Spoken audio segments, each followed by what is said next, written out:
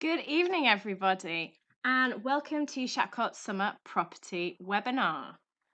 It's so great that actually we're doing our summer webinar and it looks like it's summer. So I'm your host, Kimberly Shapcott. I am here this evening to take you through a range of different topics, and hopefully you'll get a few tidbits that are useful to you and your property business and are useful for you at your stage of your property journey. In terms of what we're going to cover, we've got a range of different things. We're going to look at some of those allowable expenses, what can you be claiming to make sure you are maximising your expense claims, your finance professionals, who and when. There's a lot of questions between, do I need a bookkeeper? Do I need an accountant? What's that all about? So let's have a look at a few things to help you decide what you need to be doing. Your bookkeeping software, what are the options? What do you need to be doing? What can you be using? Let's have a look at some recent stamp duty rulings, which may help depending what type of properties you're going to be buying. And then the 5% VAT rules. What can you use them on? And also, how do you use them? How many is too many companies? We have many questions regularly. Have I got enough companies? Do I need more? Do I have too many? So let's just pose that question and make sure that we're not getting too complicated. So before we jump into some of the actual topics this evening, what I just wanted to kind of say is, who am I? So I'm Kimberly Shapcott. I am one of the directors at Shapcotts Accountants. I've been a director for about 8 years, I believe it is now. And I've been full-time at the practice now for over a decade. The business was started by my father, who you can actually see in the left-hand corner, and he is recently retired, so it leaves me and my co-director, Nick, who are moving the practice forward. I've got quite a young family. My daughter's nearly 3, my son is 10 months old soon. So I've got quite a lot in the background, and as you can see, I do a number of speaking engagements and I also invest in property. So we are in the process of doing our 5th and 6th project. One is hopefully coming online this next weekend and the other one in about 4 to 6 weeks. So definitely in the middle of things, know how a refurb can go great, how it can cause you a few headaches, and also in the middle of the refinance process on one of our projects as well. So I can definitely feel your pain and also see the triumphs that we all go through as things come online. So let us jump into our first topic of the evening, which is about allowable expenses. Now, as a general rule, as you all know, landlords can claim expenses of running and maintaining the properties. Now, most common things would include things such as maintenance and repairs. So that's not improvements, that is specifically repairs. Now, I'll come on to the difference between a repair and an improvement shortly. Protective clothing, such as if you're doing work, you need high visibility vests, hard hats, overall. The thing to remember here is it's not just general normal clothes. It is things for health and safety reasons. So if you're getting trousers with tough knee pad areas because you're crawling about doing your refurbs and bits and pieces, you can probably claim those. But if you're just trying to buy a pair of jeans, that wouldn't be allowable. Now, if you're doing HMOs and properties like that, you'll be paying water rates, council tax, gas, electricity, all that sort of thing. So those will be allowable. Obviously, in a buy-to-let, you don't tend to pay those sorts of expenses. For any business, you'll have some insurance, whether it be just a landlord's policy, whether it includes your contractors, whether you're having general public in your properties, whether it be offices and things like that. So that's all allowable in full. So any cost of services then is allowable. So we've got things like gardeners, cleaners, and other people. But just remember, these are contractors. These are not your personal services. If you wanted to charge your personal services, then you would need to look at putting a payroll together if you're in a limited company to pay yourself a salary. If you're self-employed or you're doing this as a individual owning the property, you can't just say you're paying yourself a wage. If you do that, then you have to declare self-employed income to show that you're actually being taxed on that income. So it's just something to watch out for. Anything you're paying a third party is 100% allowable. If you're thinking, I'll pay myself a wage, you need to just make sure you're not paying tax on appropriate things, because they get a bit annoyed by that sort of thing. Letting agent fees, management fees, letting fees, renewing a lease for less than 50 years, legal fees, all these things are allowable expenses. Obviously, you want to try and keep some of these costs as low as possible, but anything that you do incur in the process of running the business, you will be able to claim. Accountant's fees. Anything you pay your accountant in relation to your rental income, you will be able to claim. Anything to do with you personally, you won't. If you're subletting or you've got ground rents or service charges, if they're flats, you'll be able to claim those. Now, direct costs, you can claim. So things, when I say direct costs, I'm talking about if you, in a limited company, have a phone through the company that the contract is with, you will be able to claim it in full. If you are a landlord who is doing calls on your own phone, you may be able to claim a proportion. If you're a limited company but using your own personal phone, you tend to not be able to claim an awful lot on your phone, because they see it as your personal contract, and just using your personal minutes does not constitute a business expense. Stationery, advertising for new tenants, marketing, leaflets, networking, all these different bits and pieces that relate to your business, you can claim. Vehicle running costs. Now, if you're traveling to your investment area, if you're looking at talking to different people in different areas, visiting banks, visiting accountants, you have to go to a wholesaler, all these things that are on behalf of your rental business, whether it be through a limited company or as an individual, you'll be able to claim a mileage element of the expense, which is 45p per mile. Alternatively, if you're just a landlord, you may be able to look at how much all your vehicle expenses are and claim a proportion. With this, you can't mix and match. So if you say 1 year you want to do mileage, 1 year we want to apportion it, you need to keep a consistent approach for that vehicle for the life of you owning that vehicle. So there is a few prerequisites on how to do these things, but your advisors will make sure things work through for yourself. Make sure you keep the receipts and the paperwork, so when it does come time to actually claim it, you can have all the paperwork available for your advisor to make sure that they're claiming what they can. Now, let me ask the question of, is it a capital or a revenue expense? Now, what I mean by a capital or a revenue expense is, a capital expense is something that you're doing which is maybe structural, which is a big expense that is to improve the property. Now, what happens here is you won't be able to claim that when you actually make that expense, pay that expense out. However, when you come to sell the property in the future, that will become part of the expense and reduce any capital gains tax or corporation tax that will become payable.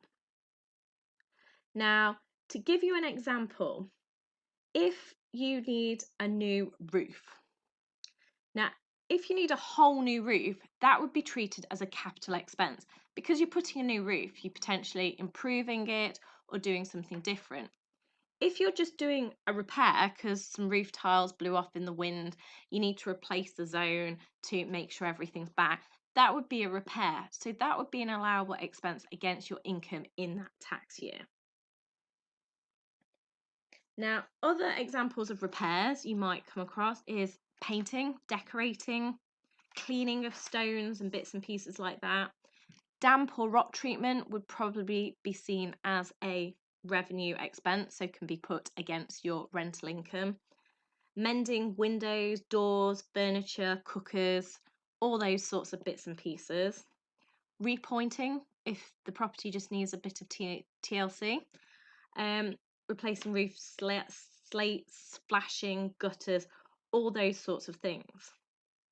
Now, if you're making improvements on the property, then this falls outside the scope of a repair. However, the only extra information to be aware of is if an improvement is just bringing it up to modern day standards, it's not taking it any higher than the normal spec, you're not adding any value or doing anything of a capital nature, then you can actually claim it as a repair in that year. So a good example here would be something like a boiler, because obviously they're all getting more high tech, they're all doing all these different things. But if you've got a boiler that's been in a property for a decade, now that might not be the most efficient boiler. So when you come to replace it, you may not go for anything all singing or dancing, but you'll bring it up to a better quality boiler than was already in the property. Now, obviously, that could be seen as an improvement. However, the argument would be that's just bringing it up to modern day standards. So, unless you're kind of bringing in an all singing or dancing, it's amazing, it's the best thing since sliced bread boiler in, that might be seen as an improvement. But if it's just a standard combi boiler or something to make sure that the whole house has hot water and a HMO, that you probably say is a standard when you're replacing it. If you're doing a big refurbishment project, and as part of that refurbishment project, you're putting a new boiler in, you probably say that that's part of the refurbishment and would be a capital expense rather than a repair. So hopefully that gives you a bit of an idea of how capital items work compared to repairs revenue items. Now, legal expenses, they generally relate to the capital matter. So things like you buy a property, it relates to the purchase of the property, that would fall under a capital transaction. Therefore, you wouldn't be able to claim it in the year that you purchased the property, but when you sell it, you claim it as an expense to help reduce any capital taxes. Things like refinancing, though, and obtaining finance when you want to refinance after 6 months or when your deal comes to an end, these sorts of expenses, like your broker fees, any legal fees associated, they would all be seen as revenue expenses. So they're expenses you can set off against your rental income. So it's just something to remember if you are doing a refinance, make a note of those costs so that they can get claimed and reduce any income tax in that tax period or any corporate taxes. Business travel.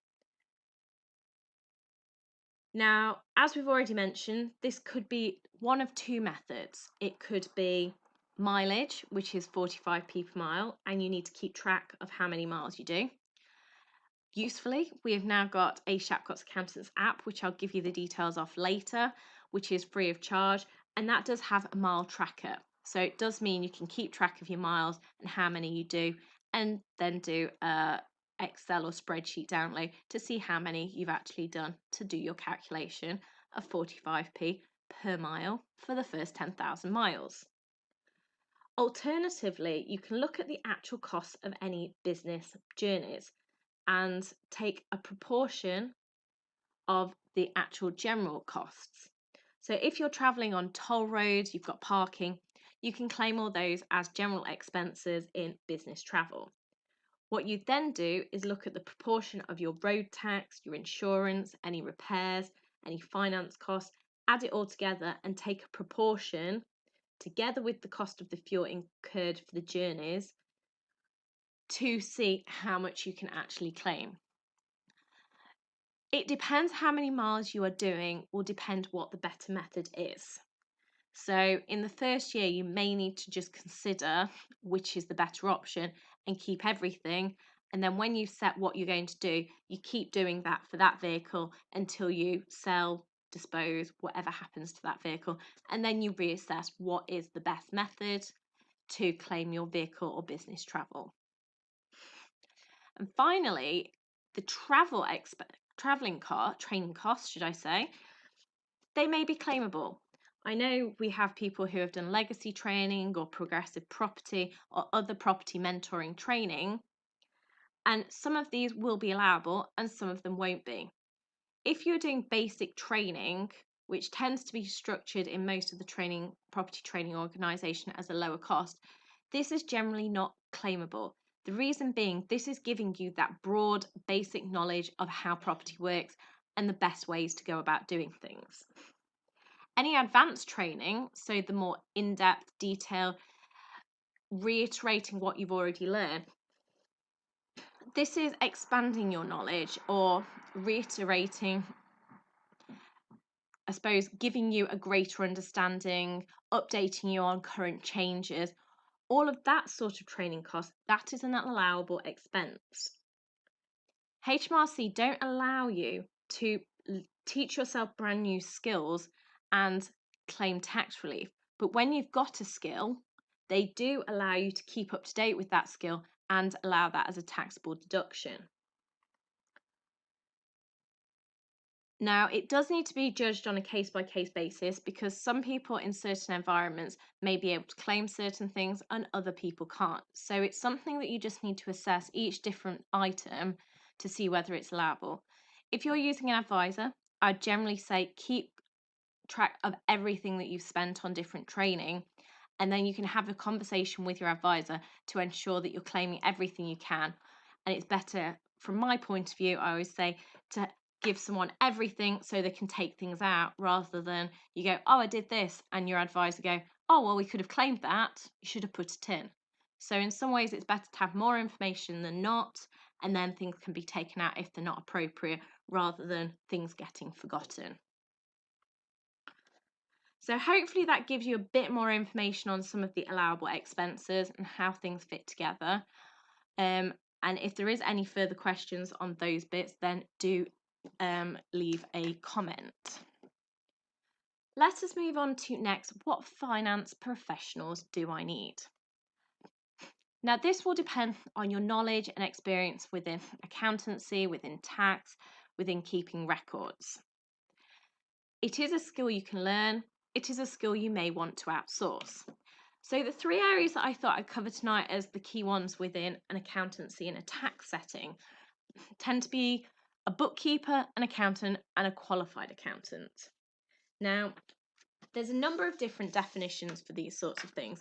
So I'm going to just really briefly give you an idea of what I mean by these different individuals. So a bookkeeper is someone who generally will assist in the day-to-day transactions of the business and record them on your bookkeeping software of some sort. We'll cover that one next. And then they will put everything together for your year-end accounts. There are some bookkeepers who will do year-end accounts and tax returns. Others will just complete the bookwork. So there is a variety of levels that you will find within a bookkeeper range. Some do lots, some do just the simple things. Now, accountants is not a regulated term. So anybody can describe themselves as an accountant. So this could be a bookkeeper actually describes themselves as an accountant. It's anyone within the sector who has no formal qualifications. They could be a lone worker who is working for themselves, or it could be someone who's working with an accountant within an accountancy practice. So it's a very, very wide-ranging term. A qualified accountant, however, is someone who has taken their professional exams. Now, this could include being certified chartered accountant, a certified management accountant, or like myself, a chartered accountant. I'm a chartered accountant, which means I will show an ACA or FCA after my name. The FCA just means I've been doing it a long time. For certified, they will show an FCCA or an ACCA. Again, the F just meaning they've been in the profession a longer period of time. And for certified management accountants, you'll see CIMA. Anyone with these qualifications will have passed formal exams, so you know that they will have a base level of knowledge on accounts and tax. Now, again, these types of accountants could work for themselves or within an accountancy practice. Within our practice, we have a number of chartered accountants, we have a number of certified accountants, and we have some trainees within our business. So they're kind of hopefully give you a bit more of an understanding of the different people involved. Now, where people need to get the right advisors depends what services they're looking at doing. We tend to find if you have a limited company, you may do your own bookkeeping or you may get some help from a bookkeeper. You are less likely to do your own accounts because they have to be done under accounting standards. So on that basis, you would normally want to use some sort of accountant. I would always tend to recommend using a qualified accountant because you know, arguably, that they've got a minimal base level of knowledge and information. So hopefully they are the right type of person. Obviously, some people will say, I'll do the bookkeeping myself, and I've spoke to a range of people who are fully competent to do that. I've also spoken to some people who they go, yeah, I'm not touching that, I don't understand it, I'm not interested in learning, I'd rather be doing something else. And that is a perfectly acceptable comment as well. The thing there is you need to get the right people in place to support you so that they get the right information to the right places so you can get the right information to make business decisions. You will find that all of these individuals could work for themselves or they could work within an accountancy practice. And you may find in an accountancy practice, you have both bookkeeping and accountancy services. Like ourselves, we have a business services team and they look after all our bookkeeping clients and VAT clients where appropriate. So I suppose the next thing that I wanted to just impart is really what questions should you be asking? Because it's very important that you find the right people to be working with. And as we're talking rental property, one of the things I would definitely be asking is what experience do they have with rental accounts and dealing with property businesses? Make sure that they've got some qualifications. Now, for a bookkeeper, this could be the AAT, Accounting Technician qualification. How long have they been doing it? Are they someone who's literally just got their AAT? They've been working in their business for 6 months. They've not worked anywhere else, so they may not know completely what they're doing. Or is this someone who's been working with property-based businesses for the last decade, so they really know what you're doing and can really support you in your business? What softwares do they use? Now, we'll talk about software in a moment, but you need to make sure that they are fully competent in the software that you are looking at using so that you don't find they half-heartedly use it and you can never get any information that you want when you want it. So what experience do they have using it? And finally, one question I'd typically ask, which seems a bit random, but do you actually like them? Your bookkeeper, your accountant, you may be working with them for a number of years, hopefully, if you find the right people. We've got clients who have been with us for probably 30 plus years. So obviously, we must like each other somehow or some way to work with them for that length of period. And because you will be working with them on a regular basis, and if you need support, you want to get the right response, the right relationship going, you need to have a good rapport with them. So they're kind of things to be asking your bookkeeper. So let's just have a quick look at what you should be asking your accountant. And to be honest, it's probably relatively similar to what you'd ask a bookkeeper. However, it's probably a little extra. So what experience do they have again? What qualifications do they have? What type of chartered, certified accountant are they? How long have they been doing it? What type of clients do they work with? Are you going to be their first property-based client? Or do they work with 50, 60, 100, many property businesses? Do they have an examples of where they've helped other clients so they can tell you what sorts of things that they've been doing? So hopefully you trust that actually what they're saying is relevant to you and is going to be helpful. And are they actually adding value to you? Are they just ticking the boxes and go, here you go? Or are they making you make the right decisions and helping you and advising you to ensure that everything fits together? And again, finally, that do you like them? You don't want to be working with someone if you're not actually happy to give them a quick call and feel comfortable talking to them about your business.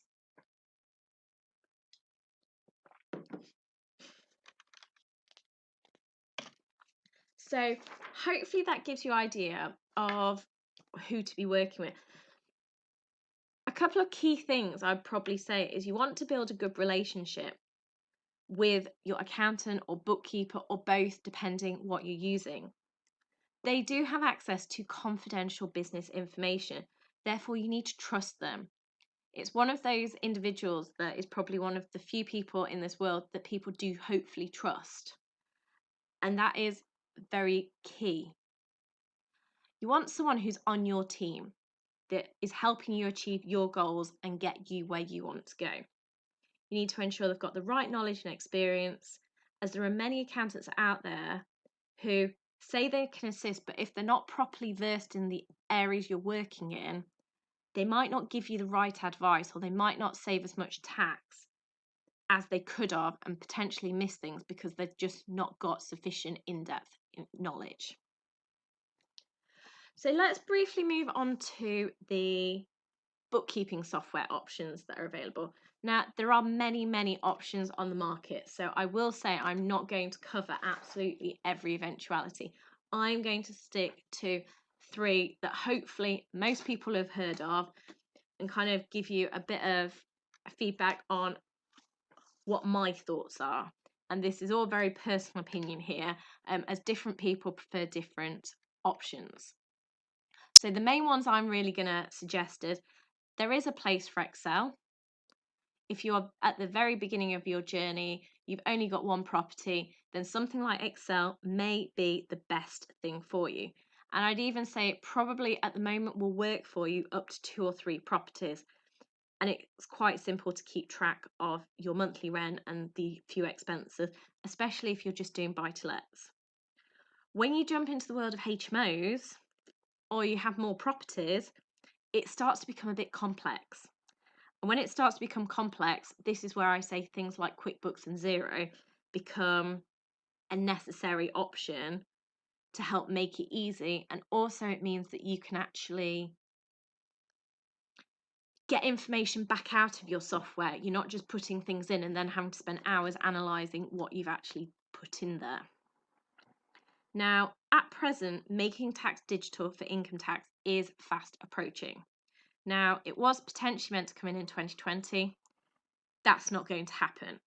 However, it may be coming in 2021. It may be coming in 2022. So the power of doing it on paper is disappearing because they will require you to do things on a digital format. If you stick to Excel, you'll need something called bridging software to connect the dots to get things sent into HMRC eventually. If you use something like QuickBooks Online or Xero, they will have equipped their software to enable this process to happen. Now, Xero and QuickBooks are both cloud-based solutions. They've both got great accessibility. They're both available on your computer, on smartphones, on tablets. They both have a range of apps which connect with it. Things like auto entry and receipt bank, which are ways of taking photos of your invoices and then getting it into your bookkeeping as efficiently as possible. And they both connect to your bank feeds to download bank transactions, making it simpler so you don't have to sit there and enter all the transactions. It brings it to you, so you just have to work it out. Where does it need to go? What needs to happen? Job done. Now, from my point of view, there are a few ways they're different, but generally they're quite similar. At Shapcotts, we are platinum partners with QuickBooks Online. So from my point of view, that's probably slightly more my preference. I've used it regularly for my own businesses, so I'm using it personally for my rental properties, and the price is slightly cheaper. And they're quite good software because they are consistently developing. Recently, it's more been on the Making Tax Digital, but they are introducing new features and new bits at no added fees, which is working great from that point of view. On both of them, you can keep track of your properties, so you can analyse each entry to which property it relates to, which allows you to do reports. So you can see which property is costing you money, which property is making you money, which obviously we hope all of them are. Is one better than the other? I'd probably say it becomes personal preference. I wouldn't say there's necessarily one is better than the other. It just comes down to which you find potentially easier to use, or depends on your advisor and what they can work with in a more efficient and timely manner. The one recommendation I would definitely make is ensure that the accountant you work with is conversant in cloud-based bookkeeping solutions. There are still many firms out there that are not fully au fait with these softwares. We've recently had a client who joined us, and I think their accountant took some of the data off the online portal, put it into their own software, and did something, and then that was it. And when we've looked at it, we're having to just tidy things up to make sure that their online platform is working efficiently for them and actually making sense. So it's just one thing. You want the person you're working with to work with you on the software that works for you, and that is just a crucial point. So having gone through a few of the software options, if there are any further questions on what you want to know about them, please do let me know. So let us move on to stamp duty. Now, a recent case has opened up a couple of doors for people. Now, it doesn't open many doors depending what you're buying, but it's definitely out there if you are looking at seriously distressed properties. So in a recent ruling, HMRC's lost a case, which is great news for us property investors because it means we may be able to get out of paying that higher stamp duty rate. So what happened? So there was a couple who were based in Bristol, and they reported on their stamp duty return when they purchased the property that only stamp duty was payable of £1,500. HMRC disagreed. They said, no, you owe me £7,500. So what was at stake here was £6,000. So for most of us, depending on the property, that's not a small amount of money. For a smaller buy-to-let, that could be quite a good proportion of a refurb budget. Now, what the first tier tribunal held in Bristol only in January this year was that because the property that they bought was derelict. Now, when I say derelict, we'll come on to that in a second, but their intention was to demolish the property and rebuild on the land. So they worked on the basis the higher rate stamp duty was not liable. HMRC said on the basis that the property was capable of being used as a dwelling at some point in the future, so this is not even it's habitable now, they determined that the higher stamp duty charge would be payable. The tribunal said that as the property was in such a dilapidated state and not suitable for dwelling, that the higher rate of stamp duty would not apply. It did help matters that the property had the presence of asbestos and it was literally uninhabitable. So this does lead to an opportunity for those buying the properties that are seriously uninhabitable. So they couldn't have anybody move in. Maybe they've not got kitchens, maybe they've not got bathrooms, maybe the ceiling's falling through, there's holes in the roof. There is a serious possibility you may be able to reduce your stamp duty. So it is something to be aware of because it may be you put in a lower claim. You may have to not quite fight, but have an argument discussion with HMRC and appeal if they try and change things. But there is therefore a case now setting a precedent that it may be possible to reduce the stamp duty charge, which is definitely good news for us property investors. So let's briefly move on to the 5% VAT rules. Now, let me first start with a misconception. The 5% VAT rule does not mean that you can go out there, pay 20% VAT and then reclaim 15% of it. That is just simply not possible. So let's go back to the beginning and explain where the 5% comes into play. You can use the 5% VAT rate or the reduced VAT rate in two specific situations. The conversion of premises to a different residential use or the renovation or alteration of an empty residential property. Normally, the empty property needs to have been for the last 2 years as a minimum. Now, I've not got time today to go into the full details of everything, so today I'm going to look at the practical use of these rules rather than the eligibility. But what I will be doing in the autumn is going through the eligibility side of things so you can see how you may be able to use it and if you are eligible to request this. If you need to look at it sooner, the eligibility criteria are covered in sections 7 and 8 of VAT Notice 708. If you're in property, it's probably a VAT notice you'll become quite familiar with over a period of time.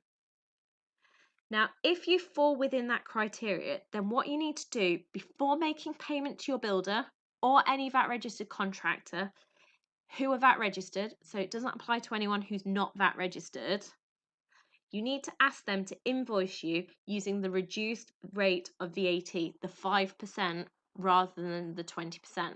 So it is here that you are saving your 15%.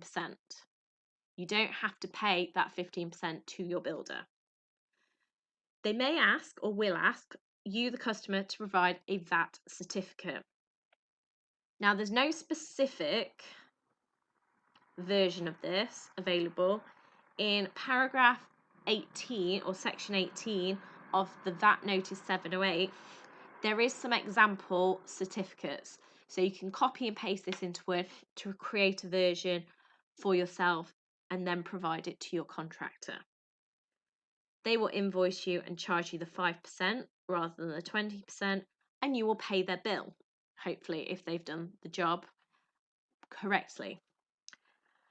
There's no ability to claim 15% back. So if you do pay 20%, then you won't be able to claim it back anywhere. If you've not finished the project, then ensure any final invoices are corrected, and then you can just pay the remaining balance based on corrected invoices. If you've recently finished a project where you've got the reduced rate could have applied, then you could look at trying to request a credit note from your contractor and get them to re-invoice you with the new VAT rate. They will then need to give you that 15% back to you directly. Now, this may or may not be practical, but it's just something to consider if you have very, very recently finished a project. So hopefully that makes it quite clear how you go about using the 5% VAT rate. And if you're interested in the eligibility side of things and what sorts of projects you can use it on, we'll cover that next time. Now, let me go on to one of my last questions for this evening. How many companies is too many companies? Now, there's no specific number of companies that is the right number. The key thing is to really ensure that the companies that you have are there for a reason. You don't want to have companies sitting there doing nothing and then it's costing you money for an accountant or a bookkeeper or whoever you get to assist you dealing with filing of accounts, dealing with the HM Revenue and Customs and all these different bits and pieces. It is just a waste of money and also your time.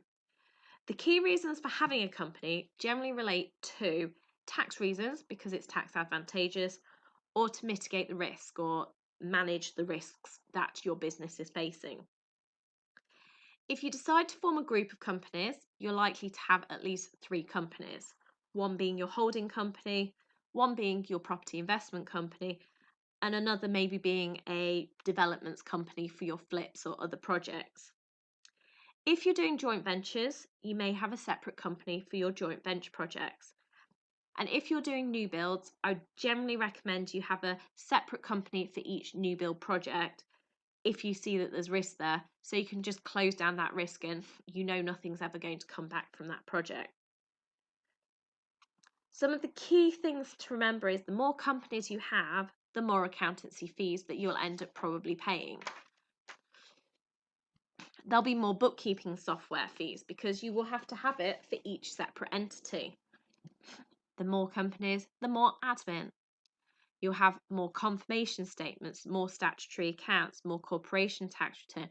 We'll have to have insurance for each of the different entities. You'll have more bank accounts to manage because you'll have a bank account per company. The decision on whether a company is needed is always down to you. However, ideally, I'd advise you to keep things as simple as possible, but you may need a minimum number of companies depending on what your activities are. I have a number of JVs and we have separate companies for those JVs. We have our own investment company which has our properties. So there is a number of different things that you may end up having by default because you need to have them. But I wouldn't be saying have a company per property. I wouldn't be saying do a flip in a separate company every time. Some of these things, it's just making sure the structure is going to work for you. So that hopefully gives you a bit of an idea on how everything fits together. So let me just go through a few other bits that are coming up. We're going to be hosting a specialist webinar in August on buy-to-lets. So that will be covering what you need to be aware of if you are using this specific strategy, how the accounts fit together, what options you've got available, what the tax rules, what things you need to be aware of to help you if you're doing this strategy, make sure you're making the most of it. If you're interested, get in touch, register your interest, and we'll ensure you receive our property newsletter as we'll be sending further information out shortly in the next couple of weeks as a date is finalised. In terms of how Shapcotts can assist you, we work with a number of property investors and we do have rental packages that we offer to help you manage your costs at a fixed fee each month. This allows you to get the help you need when you need it so that you can manage your journey rather than reacting to a situation. There are many ways to complete property transaction and everyone there may be a specific way that is better for you. So it's making sure whatever advice you're getting is tailored to you. One of my final things I just wanted to share with you tonight is details of our Shapcotts app. It's available free from the Apple App Store and Google Play stores. Just need to search Shapcotts Accountants. Now, this has got some great features on. It's got stamp duty calculators, it's got capital gains tax calculators, it's got a mileage tracker. So it's just some great tools if you're trying to figure different things out that you can make use of as you're doing different bits in your property journey. Our next property webinar we'll be hosting will be on Thursday, September the 26th at 6:30 p.m. So if you're around then, please do join me and we'll be covering a range of topics. I'll be letting everybody know some of those topics ahead of time so you can check that it's going to be something useful and something you're going to find interesting. Do check out our YouTube channel. There are some videos that will be popping up over the next couple of months as we start putting some additional content out there to help everyone on their property journeys. Now, let me see if we've got any final questions.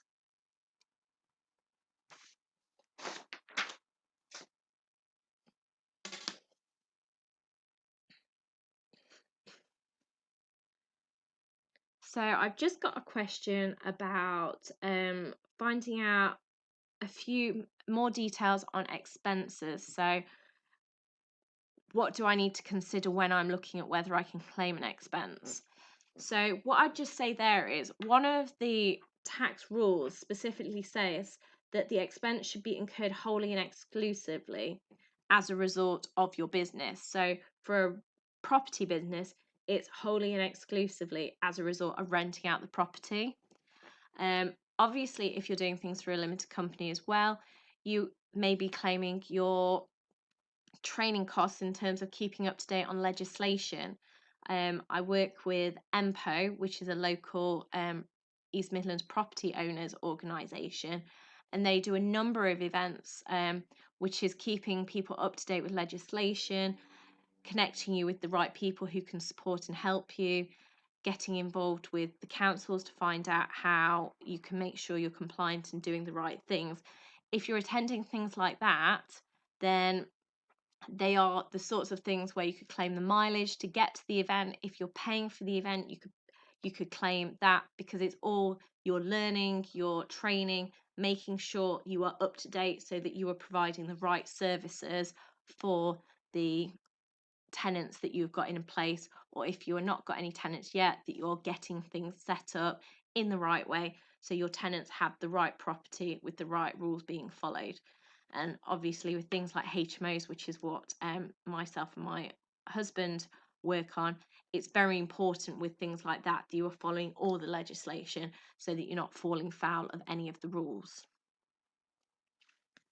So that's the only question I had, and I think we're about now on time for our webinar this evening.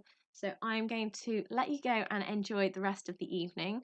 If there are any other questions, please do leave a comment or send us a Facebook message or get in touch in whatever way works for you.